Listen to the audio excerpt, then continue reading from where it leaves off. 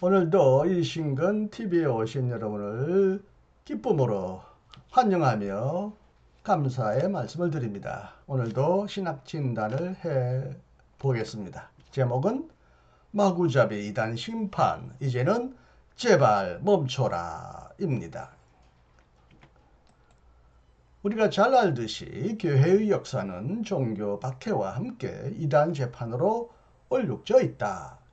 가톨릭 교회는 수세기 동안 이단 재판과 마녀 사냥 등으로 악명을 떨쳤으며, 가톨릭 교회를 개혁하고 나온 개신교회도 이단 재판의 악행을 멈추지 않고 이단 재판을 계속 이어왔다. 한국 교회의 역사도 수많은 이단 종교의 출현과 이단의 재판으로 얼룩져 있다.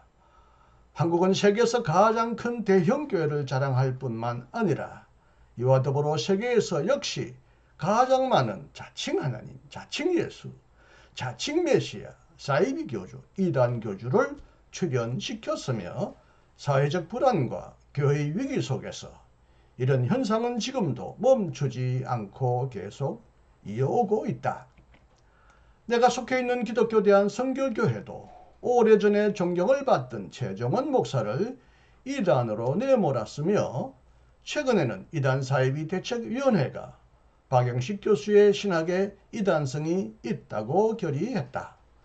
그러나 헌법연구위원회는 고발을 위법으로 규정했고, 기독교 대한선교교회 총회는 마지막 날 긴급동의안으로 제출된 유신진화론 연구위원회 구성 안건도 부결함으로써 이 사건을 마무리했다.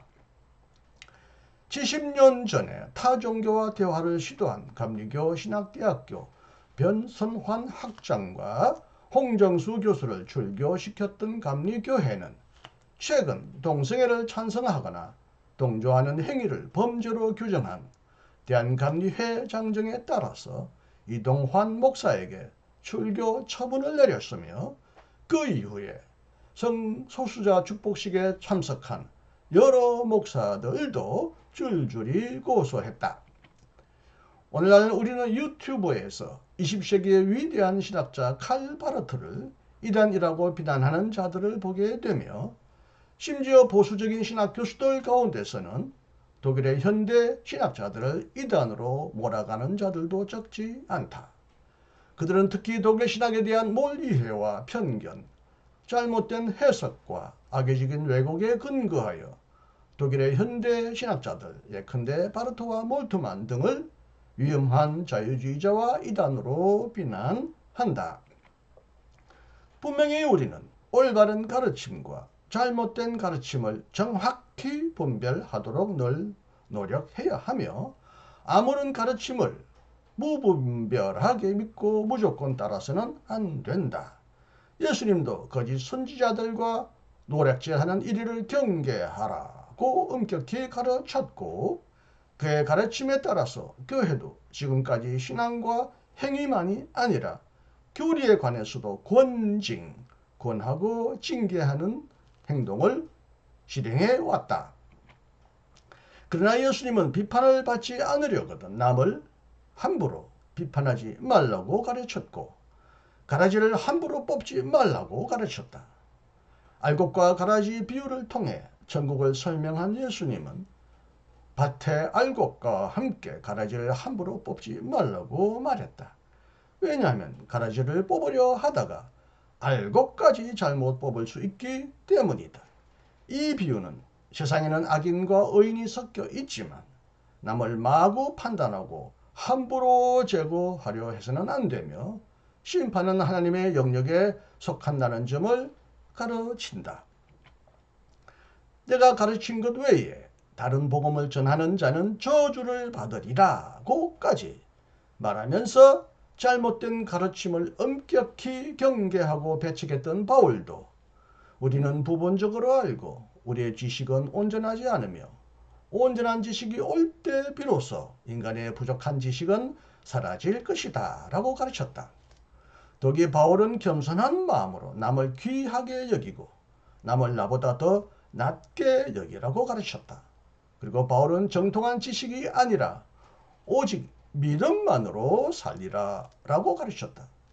그러므로 연약하고 상대적인 인간이 자신의 짧은 지식을 고수하며 상대방의 의견을 무시하는 태도는 옳지 않다. 주님을 부인하고 복음의 진리를 극단적으로 부정하는 자들은 단호히 거절해야 하지만 우리와 다른 견해를 가진 자들의 말은 최대한 존중해야 한다. 마지막 심판의 비유에서 예수님은 무엇을 기준으로 심판할 것이라고 예언했는가? 그것은 웅장한 건물과 유구한 역사, 위대한 전통과 장엄한 예식, 정통한 교리와 해박한 지식이 아니라 진실한 사랑, 다시 말하면 지극히 작은 자 한 사람에게 어떻게 대했느냐라는 사실이다. 마지막 심판대 앞에서는 정통교리 숭배와 뜨거운 신앙과 기적 행위도 중요하지 않다. 가장 오직 중요한 기준은 약자, 소자를 향한 사랑이다. 바울도 방언과 예언, 능력과 지식과 믿음, 심지어는 몸을 불사르는 희생도 사랑이 없이는 아무런 유익이 없고 아무런 소용이 없다. 오직 사랑만이 중요하다라고 가르쳤다.